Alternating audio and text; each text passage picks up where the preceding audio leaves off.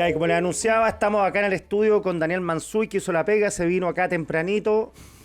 Muy ¿Qué temprano. tal, Daniel? Muy bien. Bueno, Daniel es Muchas gracias. académico, columnista del Mercurio, Tolerancia Cero, Tele 13 Radio, etcétera, etcétera. Un reconocido y aclamado columnista de la plaza, joven también. Se adentró en un tema espinoso, sobre todo para una persona que no forma parte del barrio de la izquierda, con su libro Salvador Allende, la izquierda chilena y la unidad popular, un libro que ha sido recomendado por el presidente Boric, ha sido bastante leído. Estábamos conversando del tiraje, que los números que presenta para Chile son bastante inusuales. También, Daniel, tú te sorprendiste de la recepción del libro, ¿no? Sí, o sea, yo sabía que iba a generar algún tipo de impacto porque el tema este año iba a ser interesante, pero la verdad es que no esperé que fuera tanto, digamos. O sea, ha generado bastante más impacto o bastante más lectura, bastante más comentarios de los que uno se imagina. Tú sabes que todo lo que escribo en Chile, nunca podemos olvidar la frase de Andrés Bello, que le decía a sus discípulos: escriba tranquilo, joven, que en Chile nadie lee. Claro. Y cuando uno escribe siempre está pensando en eso, ¿no? Claro. Da un poco lo mismo lo que yo escriba porque Y eso te libera un nadie me poco va a leer. de la tensión y el estrés, o te permite aventurarte en... Es muy liberadora esa frase de Bello, ¿no? ¿Tú cuántos años tienes, Daniel? Yo tengo 45. Ya, o sea, de Allende, ¿qué es lo que hay en tu memoria desde los 10 primeros años? Yo me acuerdo, yo tengo 53. No sé si tengo... mis padres me dicen que yo veía cuando Allende discurseaba en la tele, chico, 3 años, y tengo ciertos recuerdos de algo, pero me parece medio raro que a los 3 uno tenga recuerdos, quizás son inventos míos. Pero tú, ¿por qué Allende? Yo soy del año 78 y por tanto yo nací varios años después, pero sí tengo el recuerdo de las conversaciones en mi casa, muy animadas, digamos, diría yo, segunda mitad de los años 80, cuando tenía, qué sé yo, 8 o 10 años, donde se hablaba mucho de esto, ¿no? Y Salvador Allende y el gobierno de la Unión Popular en general era algo que estaba muy fresco en la memoria. Habían pasado 10, 12, 15 años, digamos.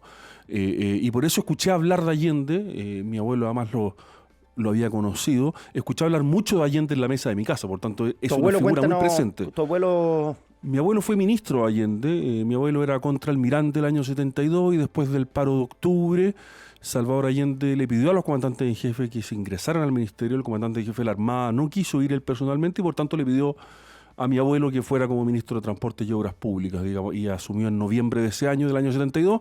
Lo hizo un poco contra su voluntad, digamos, fue una solicitud, más bien una orden de su superior. Y por tanto le tocó estar ahí, digamos, y le tocó conocer a Allende y trabajar con él, digamos, desde una vereda distinta. Él iba como uniformado, no como político, digamos. Claro. Pero en eso estábamos en Chile, que cuando el presidente tenía problemas tenía que llamar a los uniformados, digamos. Sí, una cuestión que ahora sería irrisoria. Y es interesante, esto se recuerda poco, ¿no? Pero mi abuelo, pero no solo él, toda la generación de generales y almirantes del principio de los 70 había sido cadete en los años 30. Y los cadetes en los años 30 no podían salir de uniforme a la calle por el trauma luego de la dictadura de Ibáñez. Y por tanto, esa generación de uniformados no tenía ninguna gana de volver a participar en política porque su última aparición en política había sido humillante para ellos. Esto es algo que está olvidado, ¿no? Nadie se acuerda de qué pasaba con los cadetes de los años 30, pero los cadetes de los años 30 son los generales y almirantes a principios de los 70. Entonces es muy interesante, siempre fue interesante para mí escuchar en mi casa cómo de una posición muy prescindente políticamente los uniformados, no todos ellos por supuesto, pero la gran parte de ellos fueron llegando a la convicción de que había que intervenir, pero no era algo en lo que a lo que ellos estuvieran predispuestos desde un principio, ¿no? Ya, porque eso es importante, sobre todo teniendo en cuenta que viene la conversación, ya está sucediendo a partir de tu libro, a partir de otras reflexiones respecto de los 50 años del golpe. O sea, ¿por qué pasó lo que pasó? ¿Por qué pasó lo que pasó? Obviamente la discusión política, tú sigues la actualidad probablemente tanto como yo y desde hace más años que yo, Quique, y esta es una discusión que hemos tenido, digamos, desde que yo tengo uso de memoria en sede política. Yo creo que nunca hemos avanzado nada en esa discusión, ya estamos un poco en lo mismo. Y por eso me interesó en parte con el libro ir a explorar un poco más, digamos, ir a mirar realmente qué es lo que pasó, no para tener una posición binaria, maniquea, tú dijiste, tú no dijiste, tú tienes razón, porque es una discusión que es muy poco interesante, sino para mirar lo que pasó antes del 11 de septiembre, digamos. Obviamente que esto no es toda la historia, también hay que contar, y hay libros que lo hacen muy bien, lo que pasó después, lo que pasó durante, pero me interesan las preguntas a mí más que las convicciones y las afirmaciones, ¿no? Sí, y la figura de Allende, yo tengo la sensación que se ha escrito poco de Allende. No sé, tú que revisaste bibliografía, todo, que durante mucho tiempo, obviamente la dictadura tapizó a Allende de una figura frivolona, que podría haber sido también. Pero a mí me llama la atención que la Concertación entre los 90 y el 2000 no era bueno hablar de Allende, creo. Sí, dos cosas sobre eso. Una, hay cosas escritas sobre Allende, unas más interesantes que otras. Me permito recomendar a mi juicio el mejor libro sobre Allende es el de Eduardo Labarca, que es su biografía sentimental. Excelente. Que no es política. No, y que provocó polémica. No, porque claro. Era de lo que se hablaba en la izquierda, por abajo, y en lo sincero, que era la vida afectiva de la Allende. vida afectiva, por decirlo de alguna manera elegante, Claro, de Allende. por decirlo de alguna manera elegante, pero es un libro realmente muy bien logrado porque logra penetrar al personaje, ¿no? Y uno realmente se sienta así como es buenísimo ese libro. Es extraordinario ese libro. Ahora, para responder a lo segundo, Allende para la Concertación es una figura incómoda. Porque hay que decir que una de las cosas que hizo posible el golpe fue la oposición radical de Eduardo Frei Montalva, que era el líder político y espiritual de la DC en la época. Eduardo Frei, la verdad es que nunca le tuvo fe al gobierno del UP, nunca. Y por tanto, la verdad es que Frei miró con benevolencia el golpe. Eso nunca se llevó bien con Allende tampoco. Nunca se llevó bien con Allende muchos años hasta la campaña del 64. Claro. Antes habían sido incluso relativamente amigos. Y después se lleva mejor con la Tencha. Efectivamente. Y después Patricio Aylwin había tenido un papel fundamental en las últimas negociaciones y la izquierda siempre culpó a Aylwin de haber ido a negociar de mala fe.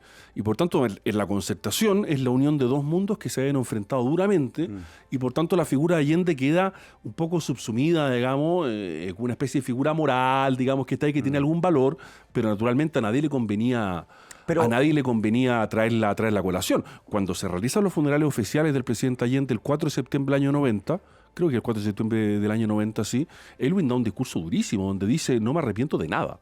Y si tuviera que hacer lo mismo, lo volvería a hacer. Delante de la familia Allende, todos los dirigentes socialistas que habían sido exiliados, Patricio Aylwin se da el lujo de decir: no me arrepiento de nada. ¿Eh? Ahora, lo que a mí me llama la atención, de la DC lo entiendo, estamos hablando de la figura de Allende, cómo la izquierda en cierto modo también capituló con Allende, sobre todo teniendo en cuenta que el discurso era, con Ricardo Lagos, era: oye, vámonos con cuidado, va a ser el primer presidente socialista después de Allende, o sea, con todo lo que esto conlleva y conllevó dentro del mundo empresarial. Después lo terminaron amando, pero al principio, con el dedito de Lagos era el demonio encarnado en un político. Entonces, ¿por qué la izquierda tampoco sacó esas banderas de Allende tal como las saca ahora? Porque esa izquierda era muy consciente, esa izquierda pertenecía a la generación de la renovación socialista. Y la generación de la renovación socialista hizo una autocrítica brutal, en la que junto con valorar el gesto moral de la figura de Allende el 11 de septiembre, fue extraordinariamente crítica a su gobierno. Porque su gobierno intentó, fíjate aquí, la historia no se repite, pero rima, que es lo que intentó el gobierno de Allende bajo esta autocrítica de izquierda, por favor, esto no lo digo yo, lo dicen Tomás Mulián y Manuel Antonio Garratón en sus textos de la época, intentó hacer grandes transformaciones sin tener mayorías políticas, ni electorales, ni sociológicas, ni culturales, por decirlo así. Y eso, la gran lección de la izquierda es esta: no se pueden hacer grandes transformaciones si tú no tienes grandes mayorías. Y por tanto, la figura del Allende gobernante para esa izquierda quedó relativamente oscurecida. ¿Qué es lo que pasó después? Que emergió la nueva generación, que es la generación del Frente Amplio, a la que pertenece el presidente Boric, y esa generación recogió un Allende más bien mitologizado, no conocía o no quiso conocer, ahí hay un vacío teórico histórico. Los textos de la renovación no parecen haber estado presentes en la formación política de la generación de Boric, y por eso el presidente Boric se permite, el día que asume el mando, terminar su primer discurso como presidente diciendo: volvemos a abrir las grandes alamedas. O sea, se inscribe la trayectoria no con Michelle Bachelet, de la que ahora están cercanos, ni hablar Ricardo Lagos, ni hablar Patricio Aylwin, sino que él entiende que está continuando aquello que había sido interrumpido la mañana del 11 de septiembre. Para un presidente que nació en el año 86, es fuerte, ¿no? Después de escribir el libro, bueno, y antes también, ¿cuál es tu sentimiento frente a Allende? ¿Admiración? ¿Distancia? No, es muy difícil escribir un libro desde la pura antipatía. Esto pasa lo mismo que en las películas. Cuando el director detesta su personaje, esa película en general sale mal, ¿no? Así que yo siento cierta simpatía por Allende. Soy muy crítico de muchas cosas que él hizo. Era responsable, el principal responsable de un proceso que tuvo muchos problemas. Pero la verdad es que no puedo sino tenerle cierta cercanía afectiva, por decirlo así, ¿no? Como que Es curioso porque tú eres de derecha. para escribir el libro tuve que meterme en su cabeza, ¿no? Y cuando uno se mete en la cabeza de alguien, o intenta, ¿no? Obviamente que esto no significa que uno esté de acuerdo con todo en él, pero sí tiene que empatizar con sus motivos, digamos. Y yo estudiando mucho Allende, la verdad es que terminé tomándole bastante cariño, sin perjuicio de que sigo siendo extraordinariamente crítico de muchas de las decisiones que tomo. Pero es difícil dedicarle un libro, yo le dediqué mucho tiempo a este libro desde la pura antipatía, desde el puro rechazo. Eso creo que no tiene sentido, digamos. No, y eso se ve Creo que en reflejado. todo hombre, en toda persona hay buenos motivos para empatizar, por decirlo así. Obvio, ¿No? obvio. Sí. No, y era un tipo, como dices tú, un bon vivant, era un tipo interesante, Querible, complejo, querible, de haber sido, complejo. claro. De izquierda, con metralleta en una foto, con unas chaquetas de tweet preciosas, En tomando otro, whisky, claro. se aburría de las conversaciones intelectuales Efectivamente. de la tencha, prefería salir amoroso, de muchas amantes, muy coqueto, marxista.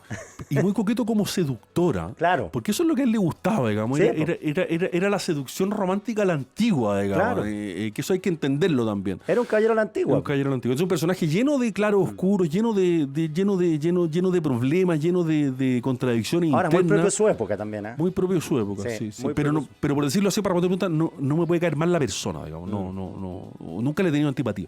Sí, oye, Daniel Mansuy, 1.000.000 de gracias por estar acá. Salvador Allende, la izquierda chilena y la Unidad Popular, ya va a la tercera edición. Tercera reimpresión, sí. Así que o vayan segunda al tiro a reimpresión, comprarlo. Yo lo tengo en Kindle. Sí, está en Kindle, está en librería, así que Sí, están todos los sí, formatos yo lo vi disponibles. en Kindle, bueno, lo tenía la mano también. Así que te agradezco mucho. Interesante libro, felicitaciones. Es muy bueno que se hable de esto desde esa perspectiva, sobre todo los 50 años. Yo siempre recomiendo para la gente que quiere abordar los 50 años, lea. Hay que leer de todo, de cosas de un lado y de otro, para hacerse una idea más o menos importante. Así que muchas gracias, Daniel. Muchas gracias, Kiki. Encantado de haber conversado contigo sobre el libro.